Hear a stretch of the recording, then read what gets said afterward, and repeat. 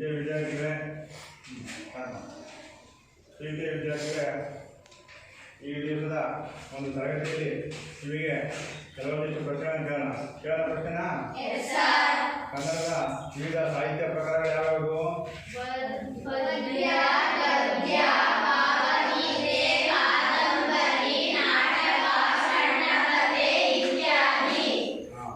ಯಾವುದು? ಸಣ್ಣ ಕಥೆಗಳು, ಕಾದಂಬರಿಗಳು, ನಾಟಕ ಇತ್ಯಾದಿ. ಹೌದಾ? ಹಾಗಾದ್ರೆ ಈ ದಿವಸದ ನಾವು ತರಗತಿಯಲ್ಲಿ ಸಣ್ಣ ಕಥೆಗಳು, ಹೌದಾ, ಸಣ್ಣ ಕಥೆ ಎನ್ನುವಂಥ ಒಂದು ಭಾಗ ಸಂಬಂಧಪಟ್ಟ ನಾವು ನೋಡೋಣ. ಅಂದರೆ ಸಣ್ಣ ಕಥೆ ಅಂದರೆ ಏನು ಅನ್ನೋದನ್ನು ನೋಡೋದಾದರೆ, ಹಿಂದೆ ನಿಮ್ಮ ಹಿರಿಯರು ಮನೆಯಲ್ಲಿ ಅಜ್ಜ ಅಜ್ಜಿ ಇದ್ರಲ್ಲೋ ಅವರು ಮಕ್ಕಳನ್ನು ಪ್ರೇರೇಪಿಸುವುದಕ್ಕೆ, ಹೌದಾ, ಮಕ್ಕಳ ಆಸಕ್ತಿಯನ್ನು ಕೆರಳಿಸುವುದಕ್ಕೆ, ಕುತೂಹಲನ ಉಂಟು ಮಾಡೋದಕ್ಕೆ ಕಥೆಗಳನ್ನು ಹೇಳ್ತಾ ಇದ್ರು. ಹೌದಲ್ಲ? ಈಗ ಅಜ್ಜ ಅಜ್ಜಿಯರ ಒಂದು ಸಂಬಂಧ ಏನಾಗಿದೆ ನಮ್ಮಲ್ಲಿ ಕಾಣೆಯಾಗಿದೆ, ಕಣ್ಮರೆಯಾಗಿದೆ. ಹೌದಲ್ಲ? ಅಂತ ಒಂದು ಸಣ್ಣ ಕಥೆಗಳ ಒಂದು ವಸ್ತು ಏನಪ್ಪ ಅಂತಂದರೆ ಅಲ್ಲಿ ಸಂಕ್ಷಿಪ್ತತೆ ಇರ್ತಾ ಇತ್ತು, ವಾಸ್ತವತೆ ಎನ್ನುವಂಥದ್ದು ಆ ಸಣ್ಣ ಕಥೆಗಳಲ್ಲಿ ಬರ್ತಕ್ಕಂಥದ್ದು. ಆದರೆ ಆ ಸಣ್ಣ ಕಥೆಯ ಒಂದು ವಿಚಾರಗಳು ಯಾವ್ಯಾವಾಗಿದ್ದಪ್ಪ ಅಂತಂದರೆ ಶಿಕ್ಷಣಕ್ಕೆ ಸಂಬಂಧಪಟ್ಟಂಥದ್ದು, ಬದುಕಿನ ಏಳು ಬೀಳುವಿನ ಅಂಶಗಳನ್ನು ಹೊಂದಿರತಕ್ಕಂಥದ್ದು, ಸ್ವ ಉದ್ಯೋಗವನ್ನು ಹೊಂದಿರತಕ್ಕಂಥದ್ದು, ವಿಜ್ಞಾನ. ಆಯ್ತಾ? ಈ ವಿಚಾರಗಳಿಗೆ ಸಂಬಂಧಪಟ್ಟಂತೆ ಆ ಸಣ್ಣ ಕಥೆ ಎನ್ನುವಂಥದ್ದು ಏನಿದೆ ಆ ಕಥೆಯನ್ನು ಒಳಗೊಂಡಿರ್ತಕ್ಕಂಥದ್ದು. ಕನ್ನಡದ ಸಾಹಿತ್ಯ ಪ್ರಕಾರದಲ್ಲಿ ಅತ್ಯಂತ ಜನಪ್ರಿಯವಾದಂಥ ಪ್ರಕಾರದಲ್ಲಿ ಸಣ್ಣ ಕಥೆ ಸಹ ಒಂದಾಗಿದೆ. ಆಯ್ತಲ್ಲ? ಹಾಗಾದರೆ ನಿಮಗೆ ಸಣ್ಣ ಕಥೆ ಅಂದ್ರೆ ಗೊತ್ತಾಯ್ತು ಈಗ, ಹೌದಲ್ಲ? ಹಾಗಾದರೆ ನಿಮಗೆ ಗುಡಿ ಕೈಗಾರಿಕೆಗಳು ಅದ್ರ ಬಗ್ಗೆ ಸ್ವಲ್ಪ ಬಂದಿದೆಯಾ? ಯಾವ್ಯಾವ ಗುಡಿ ಕೈಗಾರಿಕೆಗಳು ಅಂದರೆ? ಗುಡಿ ಕೈಗಳು ಯಾವಮ್ಮ? ಬುಟ್ಟಿ ತಯಾರಿಕೆ, ಬಡಗಿ, ಕಮ್ಮಾರ, ಕುಂಬಾರ, ಮಗ್ಗದ ಕೆಲಸ, ಊದಿನ ಕಡ್ಡಿ ತಯಾರಿಕೆ ಇತ್ಯಾದಿ. ಹೌದಲ್ಲ? ಅಂದರೆ ಇವೆಲ್ಲವೂ ಸಹ ಗುಡಿ ಕೈಗಾರಿಕೆಗಳು ಅಂತಂದರೆ ಸ್ವಂತ ಉದ್ಯೋಗವನ್ನು ಸೃಷ್ಟಿ ಮಾಡಿಕೊಡ್ತಕ್ಕಂಥವು. ಗುಡಿ ಕೈಗಾರಿಕೆ ಅಂದರೆ ನಾವು ಸ್ವಯಂ ಉದ್ಯೋಗ, ಹೌದಾ, ಕೇವಲ ಆ ಉದ್ಯೋಗದ ಮೂಲಕ ತನ್ನ ಬದುಕನ್ನು ಸೃಷ್ಟಿ ಮಾಡಿಕೊಡುವಂಥದ್ದು, ತನ್ನ ಒಂದು ಜೀವನವನ್ನು ಹಸನ ಮಾಡಿಕೊಡುವಂಥದ್ದು ಆ ಗುಡಿ ಕೈಗಾರಿಕೆಯ ಮುಖ್ಯ ಲಕ್ಷಣ. ಹೌದಲ್ಲ? ಸ್ವಂತ ಕಸುಬು, ಯಾರ ಮೇಲೂ ಸಹ ನಾವು ಅವಲಂಬನೆ ಆಗಬಾರ್ದು. ಹೌದಲ್ಲ? ನಮ್ಮ ಬದುಕನ್ನು ನಾವು ನಡೆಸಬೇಕಪ್ಪ ಅಂದರೆ ನಮಗೆ ಒಂದು ಉದ್ಯೋಗ ಅನ್ನುವಂಥದ್ದು ಬೇಕು. ಆ ಉದ್ಯೋಗದ ಮೂಲಕ ನಮ್ಮ ಒಂದು ಆರ್ಥಿಕ ಪರಿಸ್ಥಿತಿಯನ್ನು ಸುಧಾರಣೆ ಮಾಡುವಂಥ ಕೆಲಸವನ್ನು ನಾವು ಮಾಡಬೇಕು ಎನ್ನುವಂಥ ಒಂದು ಅಂಶ ನಾವು ಇವತ್ತು ತಿಳ್ಕೊಳ್ಳುವಂಥದ್ದು. ಹಾಗಾದರೆ ಆ ಒಂದು ಯಾವುದು ಸ್ವ ಉದ್ಯೋಗ ಅನ್ನುವಂಥ ಅಂಶಗಳಿದೆಯಲ್ಲ, ಸ್ವಯಂ ಉದ್ಯೋಗ ಅನ್ನುವಂಥದ್ದು ಇದೆಯಲ್ಲ, ಆ ಸ್ವಯಂ ಉದ್ಯೋಗಕ್ಕೆ ಸಂಬಂಧಪಟ್ಟಂತಹ ಒಂದು ಪಾಠ ಇವತ್ತು ನಾವು ಅಧ್ಯಯನ ಮಾಡೋಣ. ಆ ಪಾಠದ ಹೆಸರು ಯಾವುದು? ಪಾಠದ ಹೆಸರು ಏನಂದ್ರೆ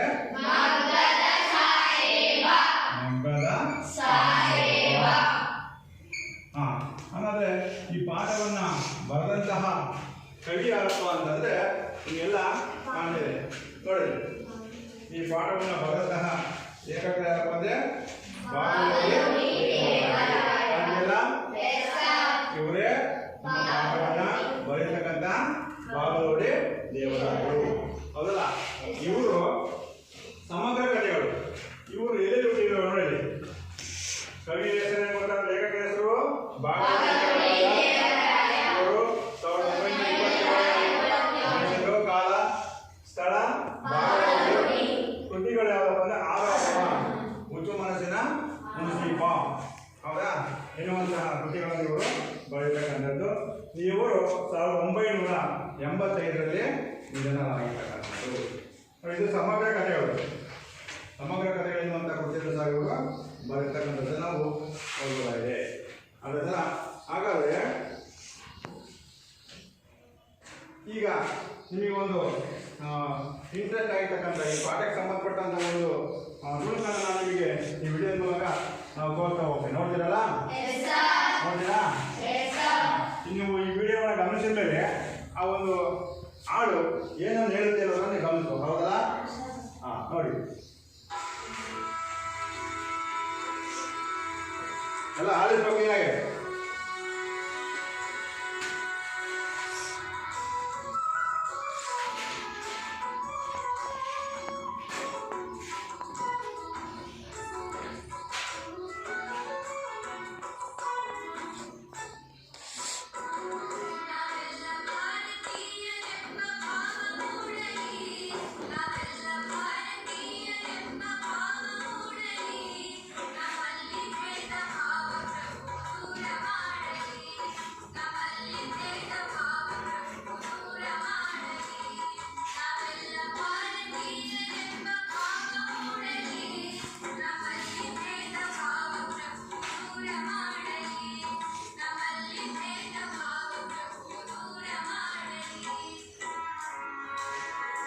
ಚಿತ್ರ ಕಾಣಿದ್ರೆ ಏನು ಅಂಶ ನೋಡ್ಬೇಕಲ್ಲ.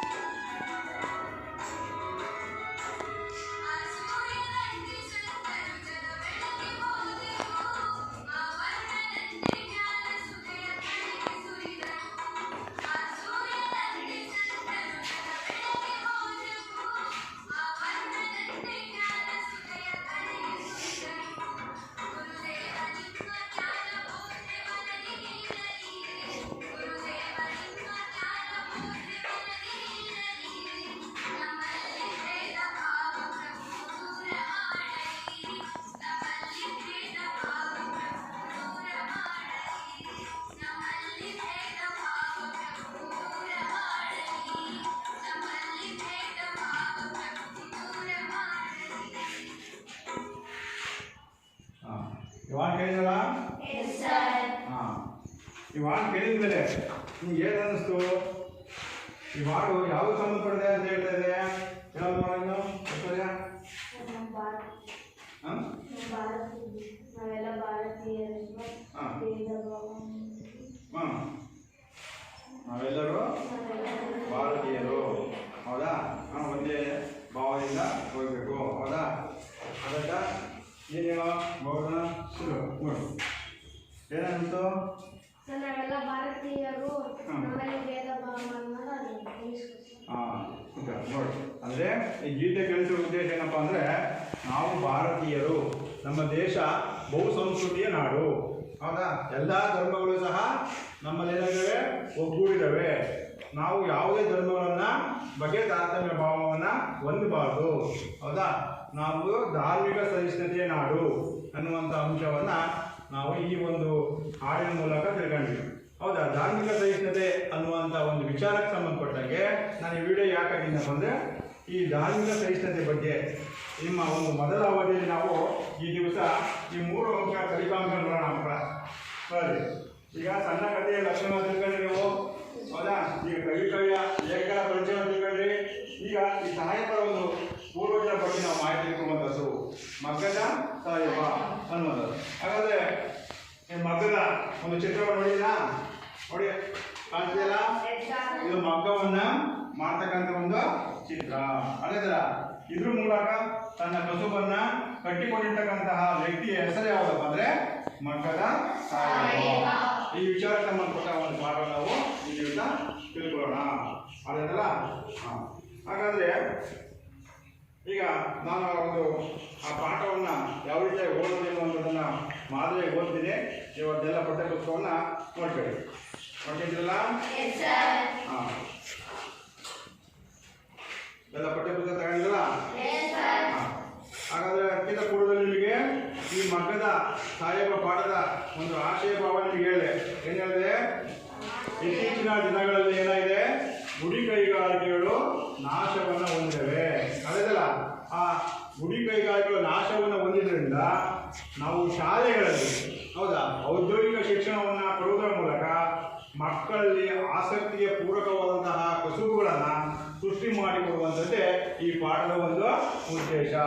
ಈ ಪಾಠದ ಉದ್ದೇಶ ಏನಪ್ಪ ಅಂದರೆ ಗುಡಿ ಕೈಗಾರಿಕೆಗಳು ನಾಶ ಆಗ್ತವೆ. ಹೌದಾ, ಶಾಲೆಗಳಲ್ಲಿ ಅದಕ್ಕೆ ಸಂಬಂಧಪಟ್ಟಂತಹ ಮಾಹಿತಿಯನ್ನು ವಿದ್ಯಾರ್ಥಿಗಳಿಗೆ ತಿಳಿಸಿಕೊಟ್ಟು ನೀವು ಒಂದು ಉದ್ಯೋಗವನ್ನು ನಿಮ್ಮಲ್ಲಿ ಸೃಷ್ಟಿ ಮಾಡ್ತಕ್ಕಂತಹ ಉದ್ದೇಶದಿಂದ ಈ ಪಾಠವನ್ನು ನಾವು 8ನೇ ತರಗತಿಯಲ್ಲಿ ಈ ಬಾಗಲೂರು ದೇವರ ಹೇಳಿರ್ತಕ್ಕಂಥದ್ದಾಗಿದೆ. ಅದಲ್ಲ, ಈ ಪಾಠದ ಉದ್ದೇಶನೇ ಸ್ವಯಂ ಉದ್ಯೋಗವನ್ನು ಸೃಷ್ಟಿ ಮಾಡಿಕೊಡುವಂಥದ್ದು. ಇಲ್ಲಿ ತಂದೆ ಆಸೆಯನ್ನ ಧಿಕ್ಕರಿಸಿದಂಥ ಮಗ, ಹೌದಾ, ತಂದೆಗೆ ಮಗನ ಕೆಲಸ ಮಾಡೋದ್ರಲ್ಲಿ ಇಷ್ಟ ಇರಲ್ಲ. ಹೌದಾ, ಸರ್ಕಾರಿ ನೌಕರಿ ಕೊಡಿಸ್ಬೇಕು ಅನ್ನೋ ಉದ್ದೇಶ ಇರುತ್ತೆ ಅವನಿಗೆ. ಆದರೆ ಆ ಮಗು ಆ ಶಾಲೆಯಲ್ಲಿ ಆ ಮಗ್ಗದ ಕೆಲಸವನ್ನು ಕಲಿತು ಆ ಮಗ್ಗದ ಕೆಲಸದಿಂದ ಒಂದು ಉನ್ನತವಾದ ಸಾಧನೆಯನ್ನು ಮಾಡಿ ಸರ್ಕಾರದಿಂದ ಒಂದು ಗೌರವ ಆಧಾರಗಳಿಗೆ ಪ್ರಶಸ್ತಿಗಳಿಗೆ ಪಾತ್ರನಾಗ್ತಾನೆ ಅಂತ ಒಂದು ಪಾಠ ನಮ್ಮ ಮಗ್ಗದ ಸಾಹೇಬ. ಅದಲ್ಲ, ಇದು ಆಶಯ ಭಾವ ಏನು ಗೊತ್ತದಲ್ಲ, ಏನಂತ ಈಗ ಮಗ್ಗದ ಸಾಹೇಬ ಪಾಠದಲ್ಲಿ ನಾವು ಯಾವ ಅಂಶ ತಿಳ್ಕೊಳ್ತೀವಿ? ಯಾವ ಅಂಶ ತಿಳ್ಕೊಳ್ತೀವಮ್ಮ? ಸ್ವಯಂ ಯಾವ್ದೀಗ ಮುಖ್ಯ ಉದ್ದೇಶ ಹೇಳು. ಸ್ವಯಂ ಎಷ್ಟಬೇಕು? ಸ್ವಯಂ ಉದ್ಯೋಗವನ್ನು ನಾವು ಸೃಷ್ಟಿ ಮಾಡ್ತಕ್ಕಂಥ ಒಂದು ಪಾಠ ಯಾವುದು? ಮಗ್ಗದ ಸಾಹೇಬ. ಇದೆಲ್ಲ ಬುಕ್ಸ್ ನೋಡ್ಕೊಂಡ್ರೆ ಮಗ್ಗದ ಸಾಹೇಬ ಅಂದರೆ ಅಬ್ದುಲ್ ರಹೀಂ ಸಾಹೇಬ್. ಅವನ ಮಗ್ಗವನ್ನು ಮುಟ್ಟದೆ 20 ವರ್ಷಕ್ಕೂ ಹೆಚ್ಚಾಗಿದೆ. ಆದರೂ ಅವನನ್ನು ಮಗ್ಗದ ಸಾಹೇಬನೆಂದೇ ಕರೆಯುವುದು ವಾಡಿಕೆ. ಅಂತಾಯ್ತಾ?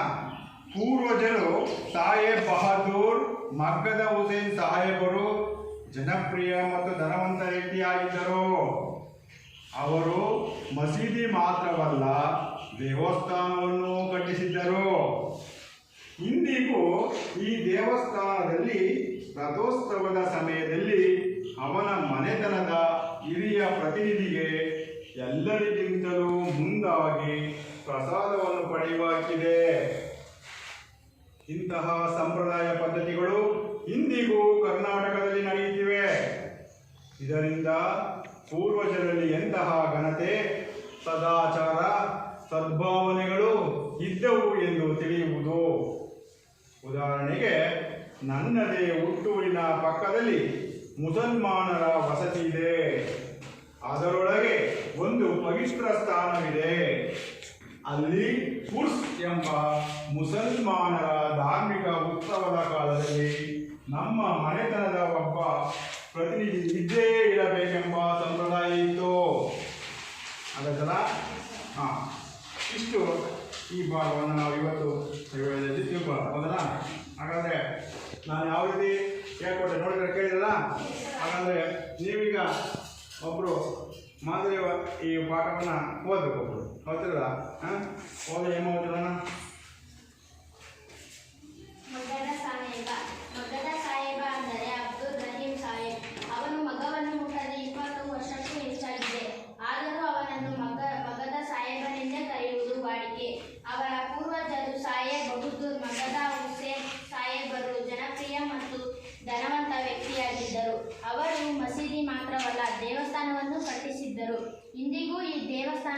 ರಥೋತ್ಸವದ ಸಮಯದಲ್ಲಿ ಅವರ ಮನೆತನದ ಹಿರಿಯ ಪ್ರತಿನಿಧಿಗೆ ಎಲ್ಲರಿಗಿಂತಲೂ ಮುಂದಾಗಿ ಪ್ರಸಾದವನ್ನು ಪಡೆಯುವ ಹಕ್ಕಿದೆ. ಓಕೆ, ಇದಾಗಿನ ಸ್ಪಷ್ಟ ಓದ್ಬೇಕಾ? ಶುಕ್ರದಲ್ಲಿ ಏನೋದಣ್ಣ ಹೋಗೋದನ ಇಂತಹ ಸಂಪ್ರದಾಯ ಪದ್ಧತಿಗಳು ಇಂದಿಗೂ ಕರ್ನಾಟಕದಲ್ಲಿ ನಡೆಯುತ್ತಿವೆ. ಇದರಿಂದ ಪೂರ್ವಜರಲ್ಲಿ ಎಂತಹ ಘನತೆ, ಸದಾಚಾರ, ಸದ್ಭಾವನೆಗಳು ಇದ್ದವು ಎಂದು ತಿಳಿಯುವುದು. ಉದಾಹರಣೆಗೆ, ನನ್ನದೇ ಹುಟ್ಟೂರಿನ ಪಕ್ಕದಲ್ಲಿ ಮುಸಲ್ಮಾನರ ವಸತಿ ಇದೆ. ಅದರೊಳಗೆ ಒಂದು ಪವಿತ್ರ ಸ್ಥಾನವಿದೆ.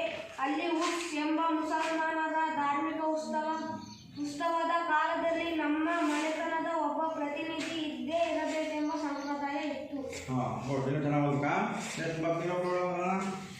ಮಗ್ಗದ ಸಾಹೇಬ ಅಂದರೆ ಅಬ್ದುಲ್ ರಹೀಂ ಸಾಹೇಬ್. ಅವರು ಮಗ್ಗವನ್ನು ಮುಟ್ಟದೆ 20 ವರ್ಷಕ್ಕೂ ಹೆಚ್ಚಾಗಿದೆ. ಆದರೂ ಅವನನ್ನು ಮಗ್ಗದ ಸಾಹೇಬನೆಂದು ಕರೆಯುವುದು ವಾಡಿಕೆ. ಅವರ ಪೂರ್ವಜರು ಸಾಹೇಬ್ ಬಹದ್ದೂರ್ ಮಗ್ಗದ ಹುಸೇನ್ ಸಾಹೇಬರ ಜನಪ್ರಿಯ ಮತ್ತು ಧನವಂತ ವ್ಯಕ್ತಿಯಾಗಿದ್ದರು. ಅವರು ಮಸೀದಿ ಮಾತ್ರವಲ್ಲ, ದೇವಸ್ಥಾನವನ್ನು ಕಟ್ಟಿಸಿದರು. ಇಂದಿಗೂ ಈ ದೇವಸ್ಥಾನದಲ್ಲಿ ರಥೋತ್ಸವದ ಸಮಯದಲ್ಲಿ ಅವರ ಮನೆತನದ ಹಿರಿಯ ಪ್ರತಿನಿಧಿಗೆ ಎಲ್ಲರಿಗಿಂತಲೂ ಮುಂದಾಗಿ ಪ್ರಸಾದವನ್ನು ಪಡೆಯುವ ಹಕ್ಕಿದೆ.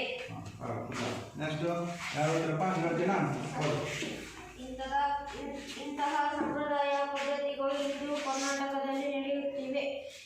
ಇದರಿಂದ ಪೂರ್ವಜರಲ್ಲಿ ಎಂತಹ ಘನತೆ, ಸದಾಚಾರ, ಸದ್ಭಾವನೆಗಳು ಇದ್ದವು ಎಂದು ತಿಳಿಯುವುದು. ಉದಾಹರಣೆಗೆ, ನನ್ನದೇ ಹುಟ್ಟೂರಿನ ಪಕ್ಕದಲ್ಲಿ ಮುಸಲ್ಮಾನರ ವಸತಿ ಇದೆ. ಅದರೊಳಗೆ ಒಂದು ಪವಿತ್ರ ಸ್ಥಾನವಿದೆ. ಅಲ್ಲಿ ಉರ್ಸ್ ಎಂಬ ಮುಸಲ್ಮಾನರ ಧಾರ್ಮಿಕ ಉತ್ಸವ ಕಾಲದಲ್ಲಿ ನಮ್ಮ ಮನೆತನದ ಒಬ್ಬ ಪ್ರತಿನಿಧಿ ಇದ್ದೇ ಇರಬೇಕೆಂಬ ಸಂಪ್ರದಾಯ ಇತ್ತು. ಚೆನ್ನಾಗಿ ಓದ್ಬೇಕಾ? ಈಗ ಹಂಗಂದ್ರೆ ಆ 2 ಪ್ರಾಯವನ್ನು ನೋಡಿರೋದಲ್ಲ, ಅದರಲ್ಲಿ ಈಗ ನಾನು ಕೆಲವೊಂದಿಷ್ಟು ನಿಮಗೆ ಪದಗಳನ್ನು ಈ ಗೋಡೆಗೆ ಬರೆದಿ ನೋಡಿ. ಕಂಡಿದ್ದೀರಾ? ವಾಡಿಕೆ ಅಂದ್ರ ಧನವಂತ, ವಸತಿ. ಈ ಪದಗಳಿಗೆ ಅರ್ಥವನ್ನ ಯಾರು ಬರೀತೀರಿ? ಎಷ್ಟು ಜನ ಕೈ ಐತ್ರಿ? ಈ ಪದಗಳಿಗೆ ಅರ್ಥವನ್ನ ಬೋರ್ಡ್ ಮೇಲೆ ಬರೀಬೇಕು. ಯಾರು ಬಂದು ನೋಡೋಣ, ಯಾರು ಬರೀತೀರಪ್ಪ? ಇನ್ನೊಂದು ಪಾಪ ಯಾವ ಪದ ಬರೀ ಅರ್ಥ ಬರೆಯೋಲಿ?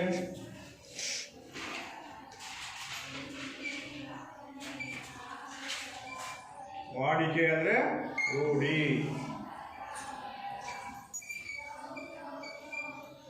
ಸಂಪ್ರದಾಯ. ನೆಕ್ಸ್ಟ್ ನಿಂಬಲ್ಲಿ ಬರೋ ಧನವಂತ.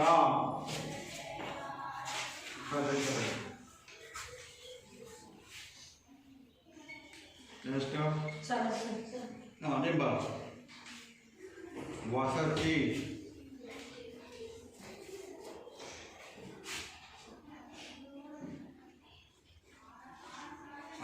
ಗುಡ್.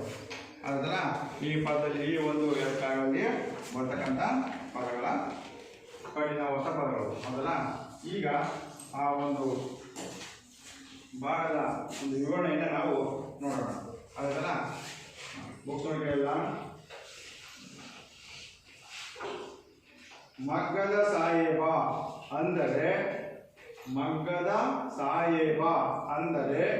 ಅಬ್ದುಲ್ ರಹೀಂ ಸಾಹೇಬ್. ಮಗ್ಗದ ಸಾಹೇಬ ಯಾರು?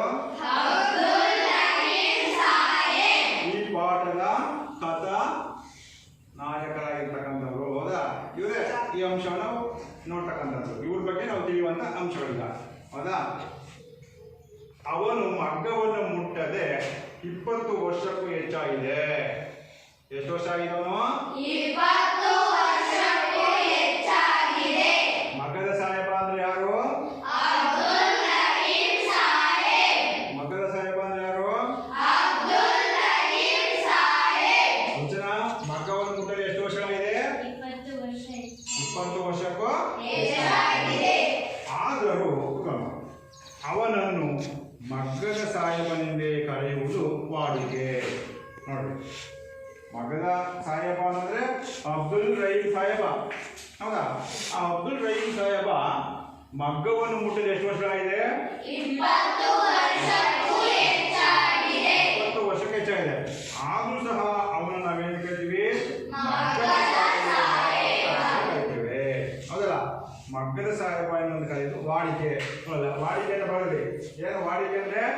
ರೂಢಿ ಸಂಪ್ರದಾಯ. ಅಂದ್ರೆ ನಾವು ರೂಢಿ ಮಾಡ್ಕೊಂಡ್ರೆ ಮಗ್ಗದ ಕೆಲಸವನ್ನ ಅವನು ಮೊದಲಿಂದಲೂ ಮಾಡಿರುವುದರಿಂದ ಮಗ್ಗದಲ್ಲಿಯೇ ತನ್ನ ಬದುಕನ್ನ ಸೃಷ್ಟಿ ಮಾಡಿಕೊಂಡಿರೋದ್ರಿಂದ ತನ್ನ ಬದುಕನ್ನ ಮಗ್ಗವನ್ನ ತಯಾರು ಮಾಡೋದ್ರಲ್ಲಿಯೇ ಕಟ್ಟಿಕೊಂಡಿರೋದ್ರಿಂದ ಆ ರಹೀಂ ಸಾಹೇಬರಿಗೆ ಎಂತ ಕರೆದಿದ್ರು? ಮಗ್ಗದ ಸಾಹೇಬ. ಅವನು 20 ವರ್ಷದ ಕೆಲಸನೇ ಮುಟ್ಟಿಲ್ಲ ನೋಡಿ. ಮಗ್ಗವನ್ನು ಮುಟ್ಟಿದ್ರೆ ಎಷ್ಟು ವರ್ಷ ಆಗಿದೆ ಅವನು? 20 ವರ್ಷ. ಆರು ಜನ ಅವನು ಏನು ಕರಿತಾ ಇದ್ರು? ಮಗ್ಗದ ಸಾಹೇಬ ಅಂತ ಕರಿತಾ ಇದ್ರು.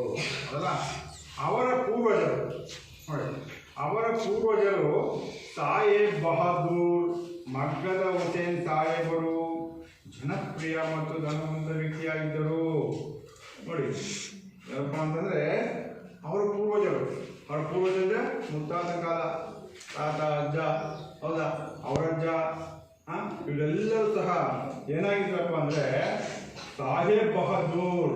ಅದೇದಲ್ಲ, ಸಾಹೇಬ್ ಬಹದ್ದೂರ್ ಮಗ್ಗದ ಹುಸೇನ್ ಸಾಹೇಬರು ಜನಪ್ರಿಯ ಮತ್ತು ಧನವಂತ ವ್ಯಕ್ತಿಯಾಗಿದ್ದರು. ಅದೇದಲ್ಲ, ಜನಪ್ರಿಯ ಮತ್ತು ಧನವಂತ ಅಂತಂದ್ರೆ ಧನವಂತ ಪದ ಪ್ರಕಾರ ಏನ್ ಬೇಕಾಗಿದೆ? ವ್ಯಕ್ತಿಯಾಗಿದ್ದರು. ಜನಪ್ರಿಯ ಅಂತಂದ್ರೆ ಪ್ರಸಿದ್ಧಿ ಪಡ್ಕೊಂಡಂತ ವ್ಯಕ್ತಿಗಳು. ಅಲ್ಲಿ ಸಾಹೇಬ್ ಬಹದ್ದೂರ್ ಏನಾದ್ರು ಬಿಡದಿದೆ ಅದಲ್ಲ. ನೋಡಿ, ಪೂರ್ವಜರು ಯಾರು? ಪೂರ್ವಜರು ಸಾಹೇಬ್ ಬಹದ್ದೂರ್. ಸಾಹೇಬ್ ಬಹದ್ದೂರ್ ಅಂದ್ರೆ ಯಾರಪ್ಪ ಅಂತಂದ್ರೆ ನಿಮ್ಮ ಟಿಪ್ಪಣಿ ಇದೆ ನೋಡಿ. ಮೊಘಲ್ ರಾಜರ ಆಳ್ವಿಕೆಯ ಸಂದರ್ಭದಲ್ಲಿ ಸಮಾಜದ ಗಣ್ಯ ವ್ಯಕ್ತಿಗಳಿಗೆ ಕೊಡುತ್ತಿದ್ದಂತಹ ಗೌರವಪೂರ್ವಕವಾದ ಬಿರುದು. ಯಾವ ಕಾಲದಲ್ಲಿ? ಇತಿಹಾಸ. ಹೌದಾ? ಮೊಘಲರು ನಮ್ಮ ರಾಜ್ಯವನ್ನು ಆಳಿರ್ತಕ್ಕಂತಹ ಮೊಘಲರ ಆಳ್ವಿಕೆಯ ಸಂದರ್ಭದಲ್ಲಿ, ಹೌದಾ, ಸಮಾಜದಲ್ಲಿರ್ತಕ್ಕಂಥ ಗಣ್ಯ ವ್ಯಕ್ತಿಗಳಿಗೆ ಕೊಡ್ತಕ್ಕಂತಹ, ಯಾರಿಗೆ? ಸಮಾಜದಲ್ಲಿದ್ದಂತಹ ಗಣ್ಯ ವ್ಯಕ್ತಿಗಳು ಅಂದ್ರೆ ಪ್ರಮುಖ ವ್ಯಕ್ತಿಗಳಿಗೆ ಕೊಡುವಂತಹ ಬಿರುದು ಯಾವುದು? ಸಾಹೇಬ್ ಬಹದ್ದೂರ್. ಅನ್ನೋದೇ ಸಾಹೇಬ್ ಬಹದ್ದೂರ್ ಎನ್ನುವಂಥ ಬಿರುದು ಯಾರಿಗಿತ್ತು? ಸಾಹೇಬ್ ಬಹದ್ದೂರ್ ಎನ್ನುವಂಥ ಬಿರುದು ಈಗ ರಹೀಂ ಸಾಹೇಬರ ಪೂರ್ವಜರಿಗಿತ್ತು. ರಹೀಂ ಸಾಹೇಬರ ಪೂರ್ವಜರಿಗಿದ್ದಂಥ ಬಿರುದು ಯಾವಪ್ಪ ಅಂದ್ರೆ ಸಾಹೇಬ್ ಬಹದ್ದೂರ್. ಸಾಹೇಬ್ ಬಹದ್ದೂರ್ ಅಂದ್ರೆ ಮೊಘಲ್ ರಾಜರ ಆಳ್ವಿಕೆಯ ಕಾಲದಲ್ಲಿ ಸಮಾಜದಲ್ಲಿದ್ದಂತಹ ಗಣ್ಯ ವ್ಯಕ್ತಿಗಳಿಗೆ, ಸಮಾಜದಲ್ಲಿದ್ದಂತಹ ಗಣ್ಯ ವ್ಯಕ್ತಿಗಳಿಗೆ ಕೊಡ್ತಕ್ಕಂಥ ಒಂದು ಬಿರುದು. ಹಾಗಾದ್ರೆ ಅಂತಹ ಗಣ್ಯ ವ್ಯಕ್ತಿಗಳು ಏನಾಗಿದ್ರಪ್ಪ ಅಂದ್ರೆ ಜನಪ್ರಿಯರಾಗಿದ್ರು. ಜನಪ್ರಿಯ ಅಂತಂದ್ರೆ ಪ್ರತಿಯೊಬ್ಬರಿಗೂ ಇಷ್ಟವಾಗತಕ್ಕಂಥ ವ್ಯಕ್ತಿಯಾಗಿದ್ರು, ಪ್ರತಿಯೊಬ್ಬರಿಗೂ ಬೇಕಾದಂತಹ ವ್ಯಕ್ತಿಯಾಗಿದ್ರು, ಪ್ರತಿಯೊಂದು ಜನರಿಗೂ ಸಹ ಅವರ ಸಹಾಯವನ್ನ ಮಾಡ್ತಾ ಇದ್ರು. ಜೊತೆಗೆ ಧನವಂತ ಬೇ ಸುಮ್ಮನೆ ಕೆಲಸ ಜನಪ್ರಿಯರಾಗಿರ್ಲಿಲ್ಲ. ಅವರು ಏನ್ ಮಾಡಿದ್ರು? ಶ್ರೀಮಂತರಾಗಿದ್ರು. ಹೌದಾ?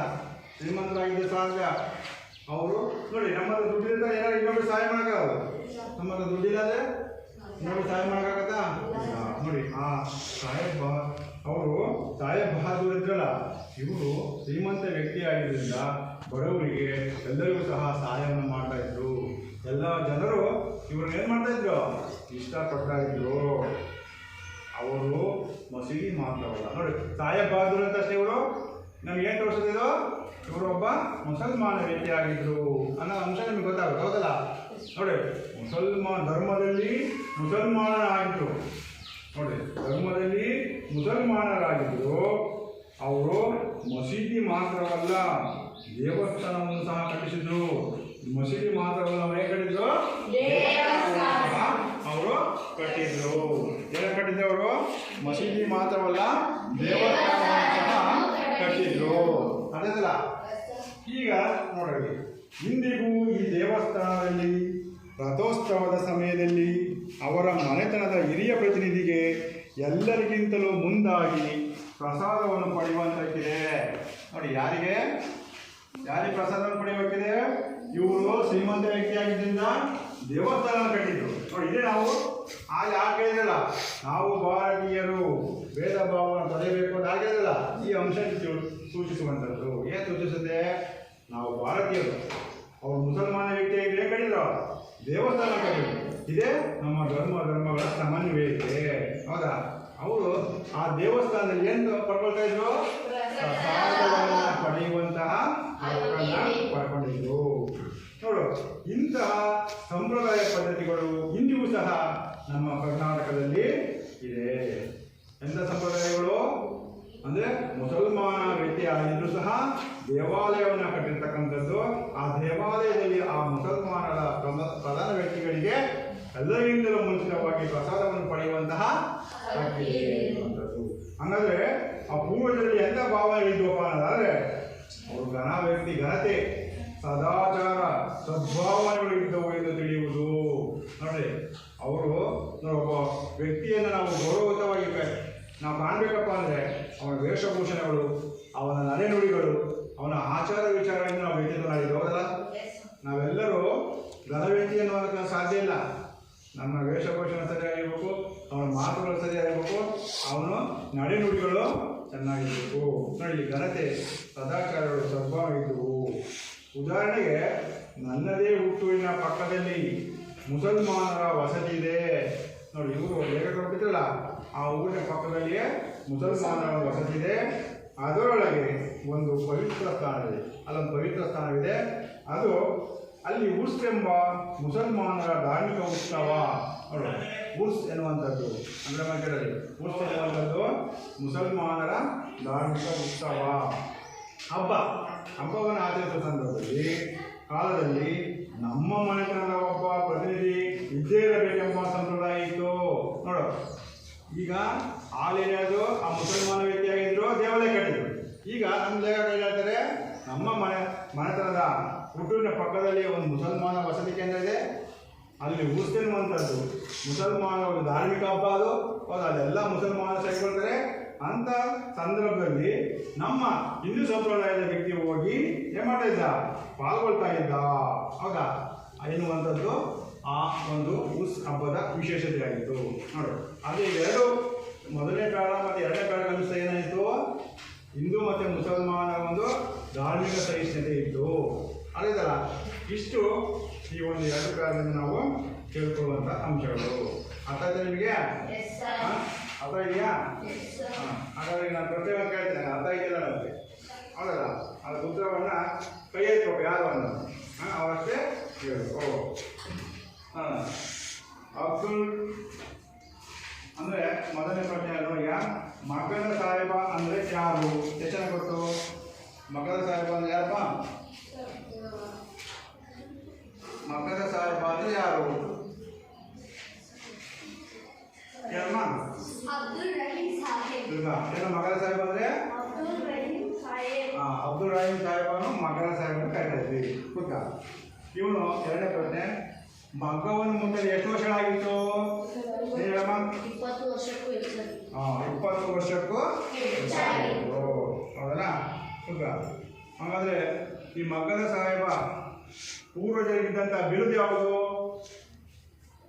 ಮಗ್ಗದ ಸಾಹೇಬ ಇವರ ಪೂರ್ವಜರಿಗಿದ್ದಂಥ ಬಿರುದು ಯಾವುದು? ಸಾಹೇಬ್ ಬಹದ್ದೂರ್.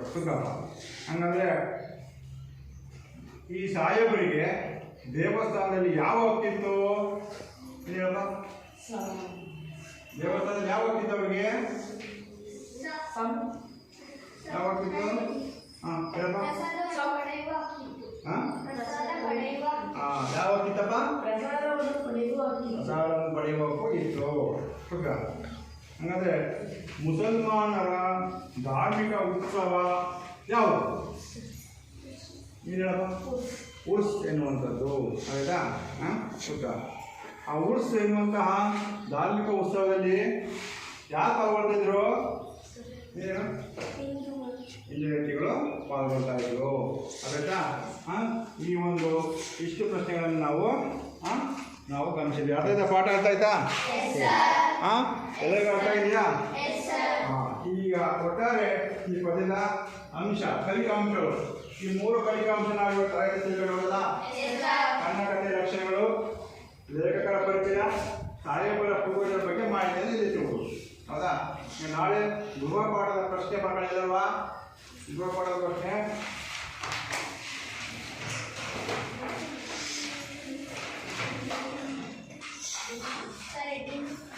ಗೃಹಪಾಠ ಪ್ರಶ್ನೆ 1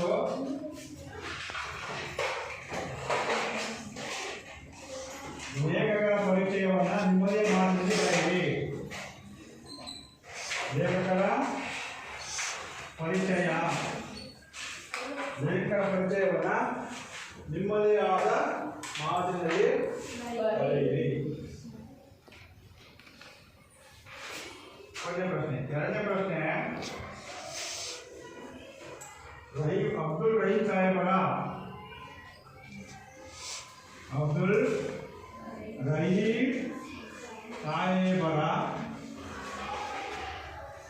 ಪೂರ್ವಜರ ಬಗ್ಗೆ ಬರೆಯಿರಿ.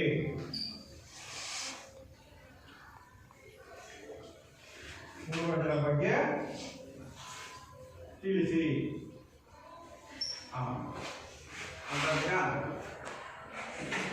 ಅದಾಯ್ತಾ? ಈ ಎರಡು ಪ್ರಶ್ನೆಗೆ ಬರೆದು